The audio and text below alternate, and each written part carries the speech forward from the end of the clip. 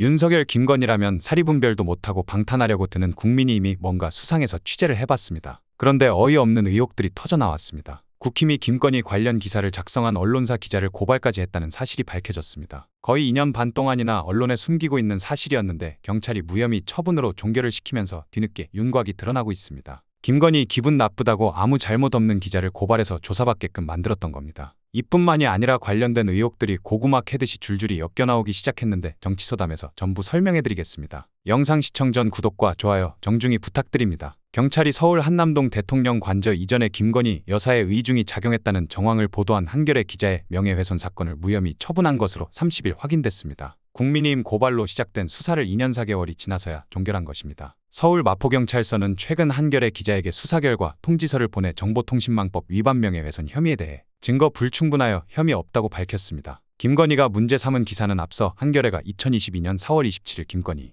여기가 마음에 들어 임장하듯 관저 결정이라는 제목의 기사였는데요. 대통령 관저 지정이 논의되던 상황에서 대통령 당선자 부인 신분의 김 여사가 한남동 외교부 장관 공관을 방문하고 마음에 들어했다는 내용이 담겼습니다. 보도 당일 성명불상자가 김 여사의 명예가 훼손됐다며 경찰에 고발장을 제출했는데 이를 집중 취재해보니 고발인이 국민의힘으로 밝혀졌습니다. 여당 수준이 이 모양입니다. 한국기자협회는 해당 보도는 대통령 관저가 애초 대통령직인수위원회에서 밝혔던 육군참모총장 공관에서 외교부 장관 공관으로 갑작스레 선회한 데 대한 의문이 끊이지 않던 상황에서 나왔다며 공적인 영역에서 논의되어야 할 문제를 당사자도 아닌 성명 불상자를 통해 형사 고발하는 것은 언론의 권력 감시 활동을 위축시키려는 행위이며 피고발인의 방어권마저 침해하는 비겁한 행위라고 비판했습니다. 전국 언론 노조도 대통령실에 대한 언론의 정당한 문제 제기를 김건희라는 개인에 대한 비방으로 왜곡함으로써 대통령을 제왕으로 모시고 김건희는 여왕으로 보좌해야 한다는 발상이라며 엉터리 고발과 강제 수사는 민주주의에 대한 위협이라고 밝혔습니다. 김건희에 관련된 사실을 보도한 것만으로 무고한 민간인이 권력에 의해 희생될 뻔한 겁니다. 이유가 김건희 명예훼손이라는 게 헛웃음밖에 안 나옵니다. 윤석열이 또 김건희 방탄하려고 난리를 치고 있죠. 윤석열 대통령이 지난 29일 기자회견에서 나도 검사 때 전직 대통령 부인을 집까지 찾아가 조사했다며 김건희 여사에 대한 검찰의 황제 조사가 특혜가 아니라고 주장했습니다. 김건희에 대한 국민의 의구심과 우려는 갈수록 커지는데 윤 대통령은 별일 아니라는 듯 김건희 감싸기로 일관하고 있습니다. 윤 대통령이 기자회견에서 언급한 조사는 2012년 노무현 전 대통령의 딸 정연 씨 관련 사건에서 권양숙 여사를 봉화마을 사저에서 조사한 것을 말합니다. 당시 서울중앙지검 특수일부장이었던 윤 대통령이 직접 사저를 찾아 권 여사를 조사했습니다. 하지만 이를 김건희 조사와 비교하는 것은 터무니없습니다. 권 여사는 정연 씨의 외국환거래법 위반 사건의 참고인이었습니다. 김건희처럼 부정한 돈이나 뇌물 수사가 아니었습니다. 당시 권 여사를 검찰청사로 소환해 조사하라는 상부의 지시도 없었습니다. 그런데 김건희는 뇌물을 받은 명품백 수사의 핵심 피의자입니다. 이원석 검찰총장은 김 여사를 반드시 검찰청사로 소환해 조사하라고 지시했습니다. 그런데도 이창수 지검장을 비롯한 서울중앙지검 수사팀은 총장을 패싱하고 대통령 경호처 부속 건물에 불려가 휴대전화까지 빼앗긴 채 조사를 진행했습니다. 이게 배달의 검사,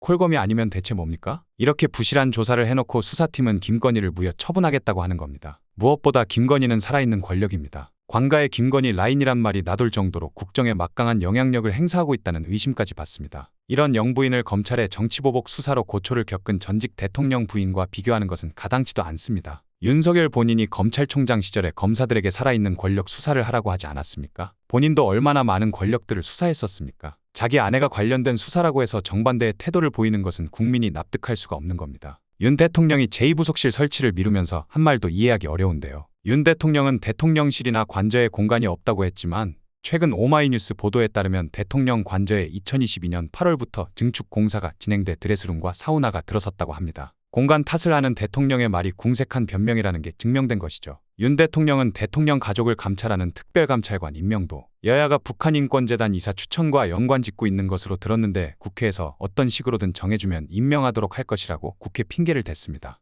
국민의 의문에는 답하지 않고 화만 돋우려고 작정한 것 아닙니까? 윤석열의 김건희 방탄 기자회견 이후에 국민들 눈치를 보기는 본 걸까요? 갑자기 국토교통부가 김건희 여사 일가의 서울 양평고속도로 관련 의혹에 대해 자체 감사에 착수하겠다고 밝혔습니다. 더불어민주당 박용갑 의원실은 국토부에 2024년 연간 감사 계획을 입수했다. 박용갑 의원은 서울 양평고속도로 종점 변경은 국민적 관심이 높은 만큼 정부가 투명하게 의혹을 해소해야 한다며 제19 감사기나 의혹 무마용 감사가 돼서는 안 된다고 강조했는데요. 국토부는 이번 감사에서 타당성 조사 용역 당시 단계별로 필요한 업무가 제대로 진행됐는지 중점적으로 살펴보고 있다고 밝혔습니다. 또 김건희 특혜 의혹이 불거진 뒤 국토부가 공개한 타당성 조사 용역 과업 수행계획서 내용 중 4페이지 분량이 삭제된 경위에 대해서도 감사를 진행하고 있는데요. 갑자기 감사를 하겠다고 나온 시기도 수상하고 한동안 잠잠하게 묻어뒀던 김건희 처가 고속도로를 다시 꺼내온 것도 수상합니다. 국토교통부는 2022년 국토부 결산심사와 작년 국정감사 당시 국회의 요구에 따라 감사를 실시하고 있다고 설명하긴 했는데 김건희 관련 의혹들이 하나 둘씩 무혐의 처분으로 종결해버리고 있는 와중에 고속도로 의혹도 그렇게 졸속 처리해버리려는 것 아니냐는 목소리가 나옵니다. 당초 경기 양평군 양서면이 종점이었던 서울 양평고속도로는 지난 2021년 기획재정부의 예비 타당성 조사까지 통과했지만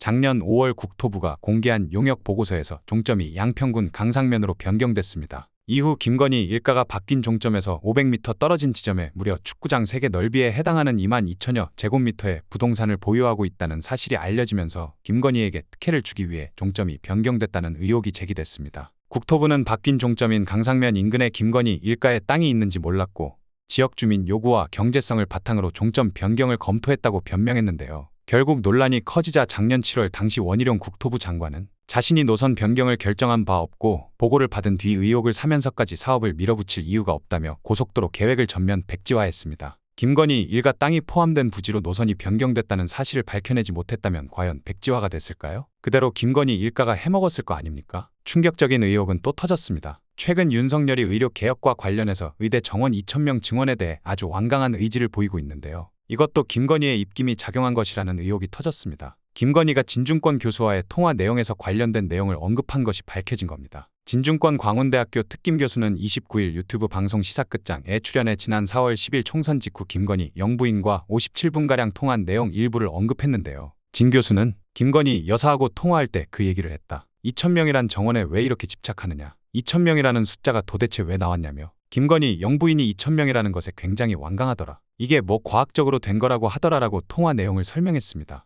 더 웃긴 것은 해당 통화 녹취 부분이 지금은 유튜브에서 삭제됐다는 겁니다. 누구의 압력이 들어왔을지는 뻔하지 않습니까? 진 교수는 이어 대통령 주위에도 많은 의사들이 있지 않겠느냐며 이들이 얘기를 하기만 해도 대통령이 불같이 경로를 하기 때문에 아예 말도 못 꺼내는 상황이라고 말하기도 했습니다. 윤석열은 그러면서 무슨 대화를 하고 이야기를 듣겠다고 하는 건지 이해를 할 수가 없습니다. 앞서 윤석열 대통령은 국정브리핑 자리에서 의료계뿐만 아니라 정치권에서도 의대 증원 2,000명을 고소할 게 아니라 증원 규모를 조정하는 식으로 타협점을 찾자고 한다. 관련한 입장과 갈등 타개 대책이 궁금하다라는 질문에 이미 4월 1일 의료개혁 관련 대국민 담화 때 다 말씀드린 것이다. 의사 증원 문제를 우리가 일방적 정한 게 아니다. 여러분 몇 년 동안 신문 기사 보시라. 계속 의료개혁 필요하고 의사 부족하다는 기사가 계속 났다. 그리고 지역 균형 발전을 위해서도 이것이 핵심적 어젠다다라고 본인 생각만 늘어났습니다. 국민들의 목소리를 들은 채도 안 하는 게 대통령입니다. 오늘 영상은 여기까지입니다. 대한민국 정상화를 위해 끝까지 힘쓰겠습니다. 여러분의 구독과 좋아요로 힘을 보태주세요. 감사합니다.